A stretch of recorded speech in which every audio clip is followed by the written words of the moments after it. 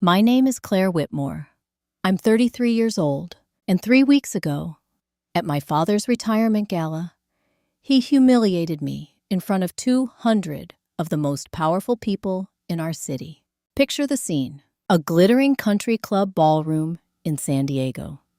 Crystal chandeliers, champagne flowing, politicians, investors, shipping executives, all gathered to celebrate the legendary CEO of Whitmore Freight Systems. My father stood on stage with a microphone, smiling like a king taking his final bow. He began introducing his family, his wife, my stepbrother, the future of the company. And then he looked straight at me. He laughed. "And this is my daughter Claire," he said.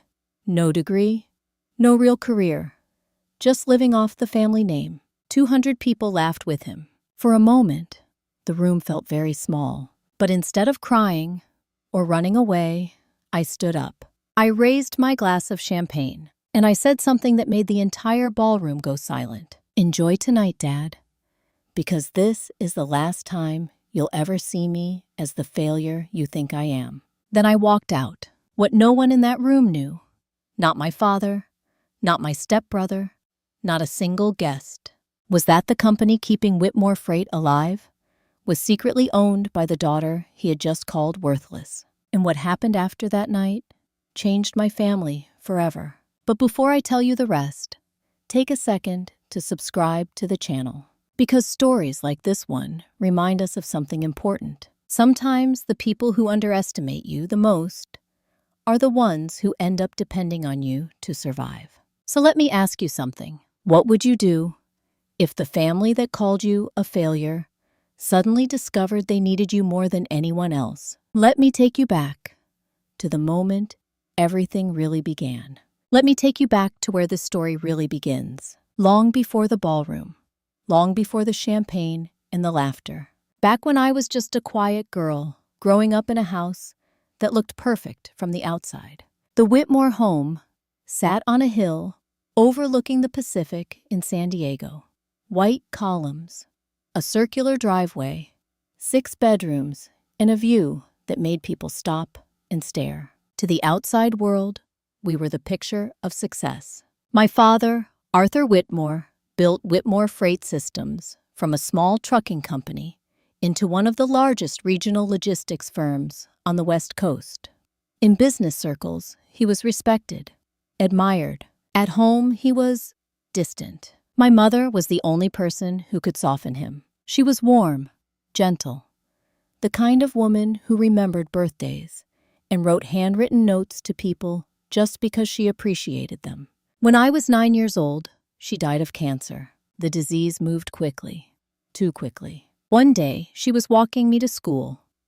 A few months later, I was standing beside her hospital bed, trying to understand why everyone around me was crying.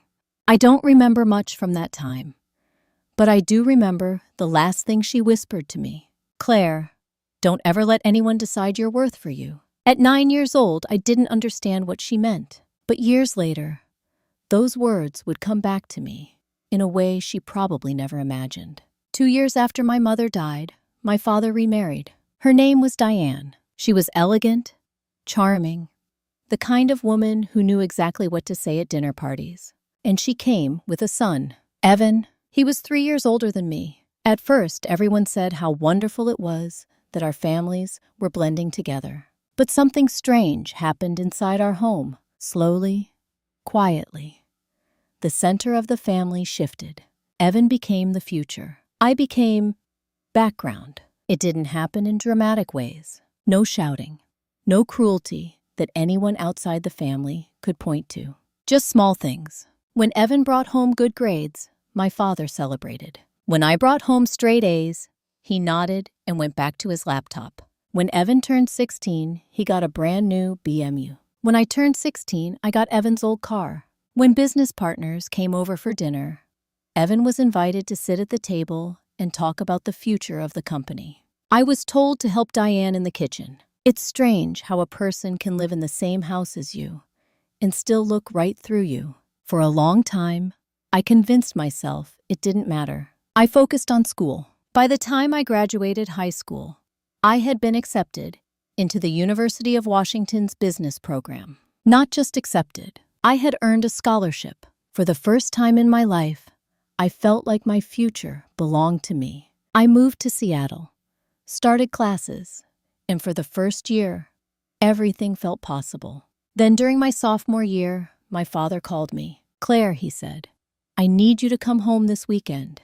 We need to talk." Those words, "we need to talk," rarely lead to good news. When I arrived back in San Diego, my father was waiting in his office. Diane stood beside him. Evan was sitting comfortably in one of the leather chairs, smiling, like someone who already knew how the conversation would end. My father cleared his throat. "Evan has been accepted into Stanford's MBA program," he said. Diane placed a proud hand on Evan's shoulder. "It's an incredible opportunity." I nodded. It was impressive. Then my father continued, "Unfortunately, we can't support both of you financially right now." The words hung in the air. And in that moment, I already knew. "We've decided it makes more sense to invest in Evan's future," my father said. "You'll need to take a break from school." For a second, I thought I had misunderstood. "A break?" I asked quietly. "Just for now," Diane said gently. "A young woman doesn't need a business degree to have a happy life."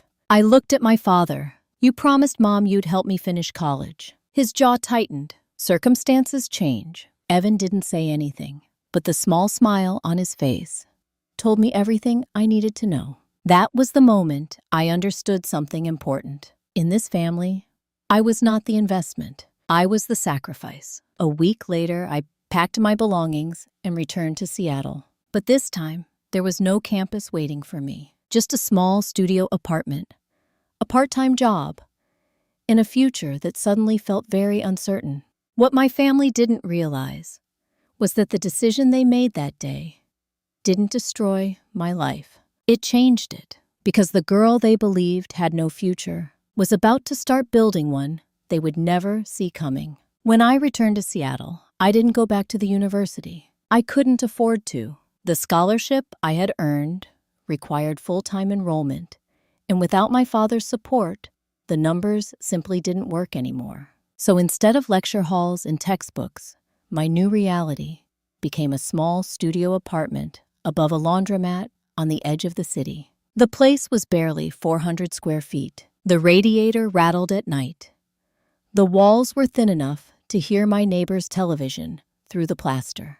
But it was mine. My first job was at a small regional freight company called Dalton Transport. Not as an analyst, not as a manager, as a receptionist. I answered phones, scheduled meetings, filed paperwork. It wasn't glamorous work, but it paid the rent. For the first few months, I kept my head down and focused on surviving. Then one afternoon, something unexpected happened. The owner of the company, a gray-haired man named Walter Dalton, walked past my desk while I was reviewing a shipment report. I had noticed something strange in the routing schedule, a pattern of delays that seemed unnecessary. When he saw the spreadsheets open on my screen, he stopped. "What are you doing?" he asked. "I think your trucks are taking inefficient routes," I said. He raised an eyebrow. "You're the receptionist." "I know," I said, "but if you adjust these deliveries by about 60 miles, you could save around 12% in fuel costs." For a long moment, he just stared at me. Then he laughed, not in a cruel way, in the surprised way someone laughs when they realize they might have underestimated a person. "Show me," he said. So I did. 2 weeks later, Dalton Transport changed their routing system based on the model I had built, and the company saved thousands of dollars that quarter. After that day, Walter Dalton started inviting me into operational meetings. "You've got a sharp mind, Claire," he told me once. "You see things other people miss." No one had said something like that to me in years. I worked harder than I ever had before. During the day, I worked at Dalton Transport. At night, I studied, not in classrooms, but online. Free courses, supply chain management lectures, finance seminars, logistics optimization programs. I turned my tiny apartment into a classroom. Years passed. Slowly, my role at Dalton Transport grew. Receptionist became coordinator. Coordinator became operations assistant. But eventually, I realized something important. I didn't just want to help run someone else's company. I wanted to build my own. So when I was 27 years old, I took the biggest risk of my life. I quit my job. With the small amount of savings I had managed to collect, I started a consulting company. I called it Northbridge Logistics Consulting. At the beginning, Northbridge was just me. One laptop, one rented desk in a shared workspace, and one very uncertain future. But I had something most companies didn't. I understood the small inefficiencies that cost businesses millions of dollars every year. Routing mistakes, warehouse delays, inventory miscalculations. I helped companies fix those problems. And when businesses save money, they tend to remember who helped them do it. Within 2 years, Northbridge had grown from 1 client to 7, then 12, then more. I hired my first employee, then my second, then a full operations team. But while the company was growing, I made one unusual decision. I kept my identity completely private. No LinkedIn profile, no interviews, no public photos. Every contract was signed through our legal office. All client meetings were handled by my operations director. To the outside world, the leadership of Northbridge remained anonymous. Some people thought it was strange, but I had a reason. I knew my family. If my father ever discovered that I was succeeding, he would either take credit for it or try to control it. Silence protected me. 3 years after Northbridge launched, something unexpected happened. A major new client signed a consulting agreement with us, a company that was struggling with serious logistical inefficiencies. Their delivery routes were outdated. Their warehouse systems were wasting millions. They needed help. The company's name was Whitmore Freight Systems, my father's company. I remember staring at the contract when it first crossed my desk. For a long moment, I just sat there. Life has a strange sense of humor sometimes. After 12 years of silence, after everything that had happened, the company that had pushed me out of the family's future was now asking for my help. Through lawyers and intermediaries, Northbridge signed the consulting agreement. Over the next 3 years, my team completely rebuilt Whitmore Freight's logistics network. New route structures, modern warehouse systems, data-driven shipping models. The results were dramatic. Operational costs dropped by nearly 35%. At industry conferences, my father often praised the mysterious consulting firm responsible for the turnaround. I watched one of those speeches online once. He stood proudly on stage and said something that made me laugh out loud. Whoever runs Northbridge Logistics, he told the audience, is an absolute genius. He had no idea he was talking about his own daughter. And for a long time, I was perfectly content to keep it that way. Until the night of his retirement party. Because what happened there changed everything. 12 years. That's how long it had been since I last attended a family event. 12 years of silence. No holidays together. No birthday calls. No invitations. So when the gold-embossed envelope arrived at my office one Monday morning, I almost threw it straight into the trash. The return address read, Whitmore Freight Systems. Inside was a formal invitation. Arthur Whitmore requests the pleasure of your company at his retirement gala. Black tie, San Diego Country Club, 200 guests. For a moment, I just stared at the card. After all these years, they suddenly remembered I existed. My first instinct was to ignore it. But that night, as I sat in my apartment, looking at the invitation again, I found myself thinking about someone I hadn't thought about in a while. My grandmother, my father's mother. She was the only person in that family who had ever truly seen me. When she was alive, she used to call every Sunday. Claire, she would say, never let other people decide the story of your life. I could almost hear her voice in my head that night. And for the first time in 12 years, I felt something strange. Curiosity. So, I RSVP'd yes. 2 weeks later, I walked into the San Diego Country Club. The ballroom looked exactly like you'd expect. Crystal chandeliers, polished marble floors, waiters moving through the crowd, carrying trays of champagne. The room was filled with the most powerful people in the regional shipping industry. Bankers, politicians, corporate executives, 200 people celebrating the legacy of Arthur Whitmore. I wore a simple black evening dress. Nothing flashy, but everything I owned that night, I had bought with my own money. That mattered more to me than the brand name on the label. As soon as I stepped inside, Diane spotted me. Her eyes widened slightly, the way people react when they see someone they didn't quite expect to show up. "Claire," she said, approaching with a polite smile. "Well, you made it." Her gaze moved quickly over my dress, my watch, my shoes, taking inventory. "Your father wasn't sure you'd have anything appropriate to wear," she added lightly. I smiled. How thoughtful of him. Inside the ballroom, I noticed something else. No one recognized me. Most of the people there had only ever heard my father talk about me. And based on the way they looked at me, it was clear he hadn't told them much. My assigned seat was at table 14, near the back of the room, close to the service entrance. Not exactly the family table. But again, I wasn't surprised. Across the ballroom, I saw Evan moving confidently through the crowd. Perfect suit, perfect smile. The future CEO. He walked right past me without even acknowledging I was there. At the bar, I overheard a group of executives discussing something that made me pause. They were talking about Whitmore Freight's recent turnaround. "The consulting firm saved them," one man said. "What's the name again?" "Northbridge Logistics," another replied. "I've been trying to get a meeting with their leadership for months." "Who runs that company?" My father, standing nearby, shrugged. "No idea," he said. "They keep everything private." Then he added something that almost made me laugh. "But whoever they are, they're the backbone of our operations now." I took a slow sip of champagne. Backbone. If only he knew. My phone vibrated quietly in my purse. A message from Daniel, my operations director. "Whitmore Freight renewal contract arrived today. 5-year extension offer. Waiting on your decision."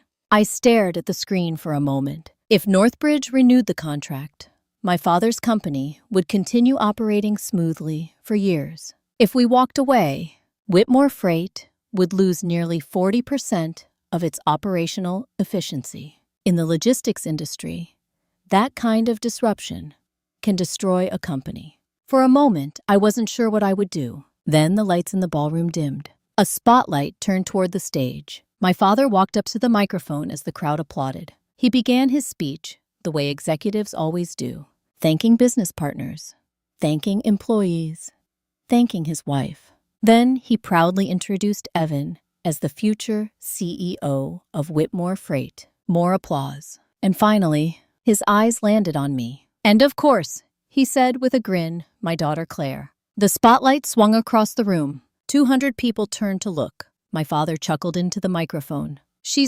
Well, he paused just long enough for the room to lean in. "No degree," he said. "No real career." Then he laughed, just living off the Whitmore name. The ballroom erupted in laughter. For a moment, I just sat there, not because I was shocked, but because I suddenly understood something. After 12 years, nothing had changed. To him, I was still the same disappointment. Slowly, I stood up. The laughter began to fade as people realized I was about to speak. I picked up my glass of champagne and raised it toward the stage. "Congratulations on your retirement, Dad," I said calmly. Then I smiled. "Enjoy tonight. Because this is the last time you'll ever see me as the failure you think I am." The entire room went silent, and as I walked toward the exit, 200 people watched the woman they thought was a joke leave like someone who knew a secret no one else in the room understood. The drive back to Seattle took almost 3 hours. For most of that time, I didn't turn on the radio. I just drove. The highway stretched out in front of me, dark and quiet. The ocean somewhere beyond the cliffs to my right. For the first time in years, my mind felt strangely calm. 12 years of silence had ended in a single sentence, and now there was only one question left. What happened next? The morning after the party, the messages began. Not from my father. Arthur Whitmore was far too proud to reach out directly. But the rest of the family had no such hesitation. My phone lit up with texts from relatives I hadn't heard from in years. Aunts, cousins, old family friends. Every message carried the same tone. Concern. Claire, we heard about the scene at the party.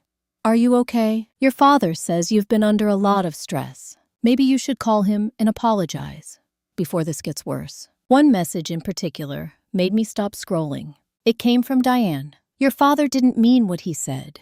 He was joking. People misunderstand him sometimes. I stared at the screen for a long moment. A joke. Humiliating your daughter in front of 200 people was apparently a joke. I didn't respond. Instead, I opened my laptop and began reviewing the contract that had been sitting quietly on my desk. Whitmore Freight Systems, 5-year renewal proposal.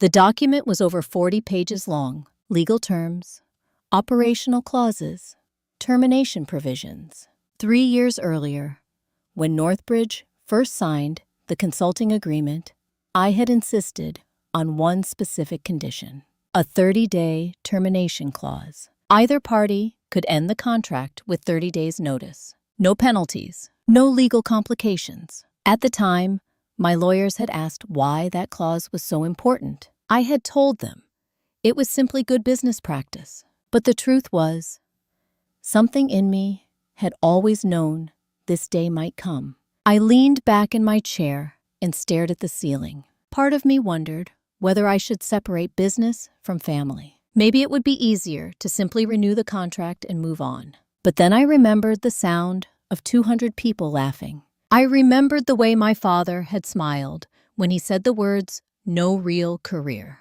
And something inside me settled. This wasn't revenge. It was a boundary. That afternoon, I scheduled a meeting with my lawyer. Her name was Rebecca Hale. Sharp, careful, the kind of attorney who prepared for every possible scenario. When I explained the situation, she didn't look surprised. So she said calmly, adjusting her glasses, "You're considering terminating the Whitmore contract." "Yes, legally, you're completely within your rights," she replied. She slid the agreement across the table and pointed to the termination clause. 30 days notice, no explanation required. Then she paused. "However, I assume this decision has personal implications." "That's an understatement," I said quietly. Rebecca studied me for a moment. "Then the real question is not whether you can end the contract," she said. "It's how you want the truth to be delivered." That was the moment I realized something important. For 3 years, I had hidden behind lawyers and intermediaries.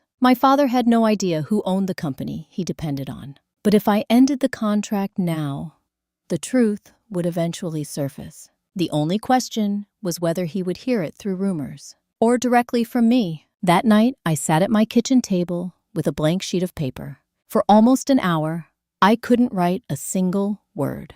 There were too many emotions: anger, sadness, exhaustion.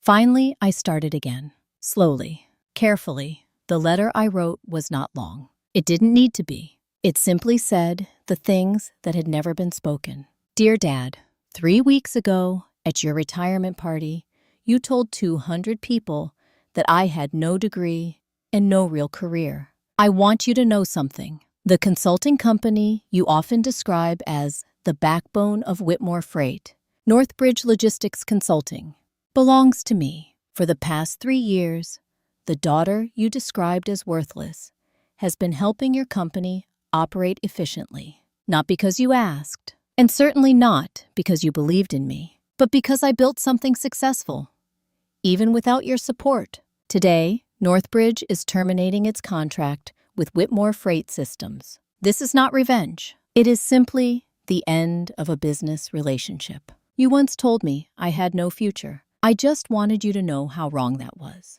Claire, I read the letter 3 times. Checked every word. There was no anger left in it, just truth. The next morning, the documents were delivered by courier. 30-day termination notice. And my letter. By 10 o'clock, my phone had 12 missed calls. By 11, there were 20. My father, Diane, Evan, all calling, all demanding answers. For 12 years, they had believed the story they told about me. The story of the daughter who failed. Now, they were about to learn the truth. And the truth was something none of them were prepared for. 2 days after the letter was delivered, they showed up. I knew they would. People like my father don't handle surprises well, especially the kind that threaten their reputation. It was just after 2 in the afternoon when my assistant knocked gently on my office door. "Claire," she said, slightly nervous, "there are 3 people in the lobby asking to see you." She hesitated for a moment. "They say they're your family." I looked out the window of my office at the Seattle skyline. For a second, I considered telling her to send them away. But then I remembered something my grandmother used to say. The truth deserves to be heard, even when people don't like it. So I nodded. "Bring them to conference room B." 5 minutes later, I walked down the hallway toward the glass-walled meeting room. Through the transparent panels, I could already see them inside.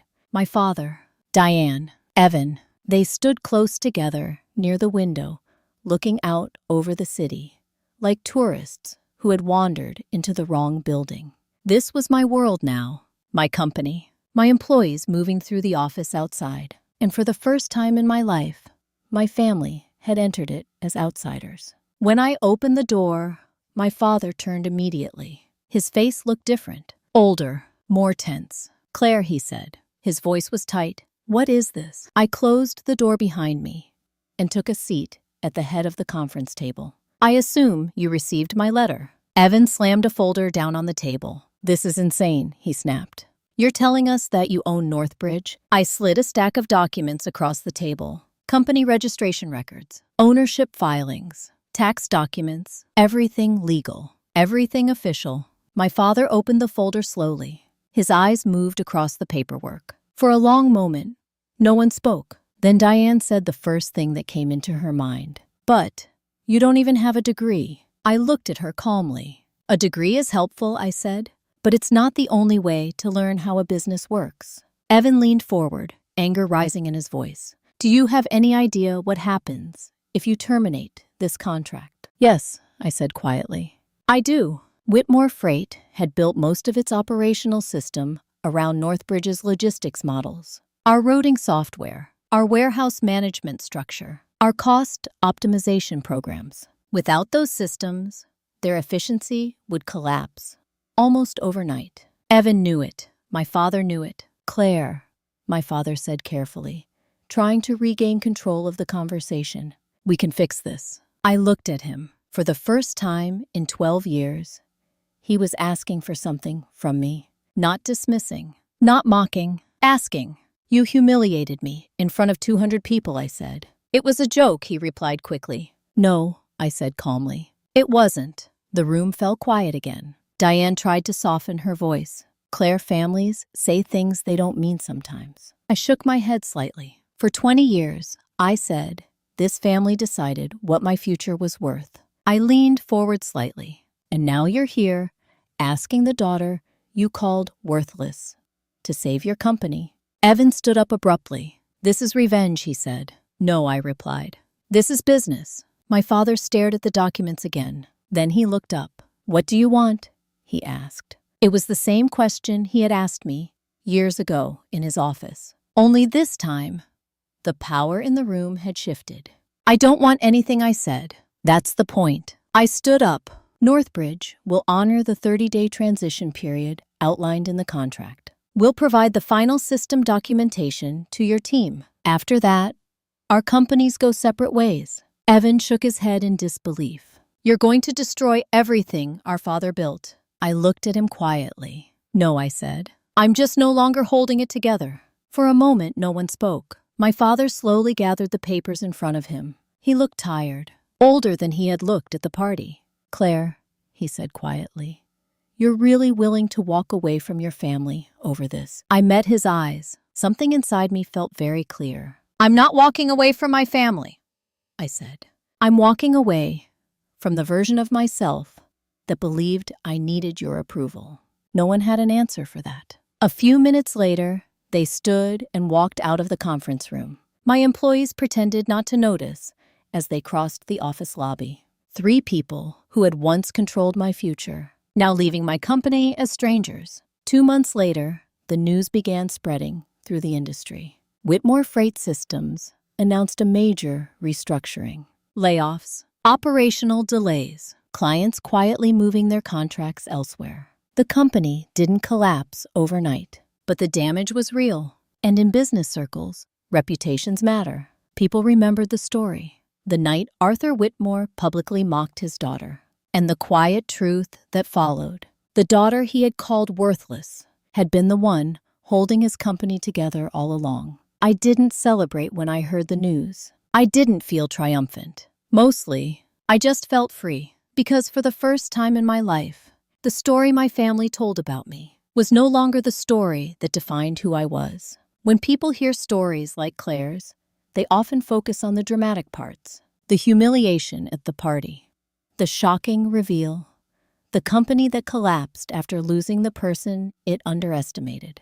But if you step back and look at the story through the lens of psychology, or even basic human behavior, something deeper becomes clear. Families sometimes assign roles. There is the successful one, the responsible one, the problem child, the disappointment. And once those roles are assigned, they can become incredibly difficult to change. Not because the roles are true, but because everyone becomes comfortable believing them. Claire spent years being treated as the daughter with no future. Yet while her family held on to that story, she quietly wrote a different one. That's the real lesson here. Success is not always loud.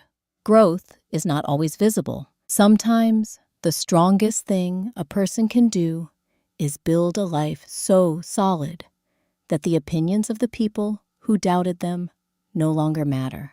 And sometimes the healthiest decision isn't revenge. It's boundaries. Claire didn't destroy her father's company. She simply stopped carrying the weight of people who never believed in her. And once she did, the truth revealed itself. If this story made you think about your own life, your own boundaries, or the people who once underestimated you, take a moment to support the channel. You can like the video, subscribe, and turn on notifications so you don't miss the next story. Because stories like this remind us of something powerful. Your worth is not decided by the people who refuse to see it. Sometimes, it simply takes time for the truth to catch up.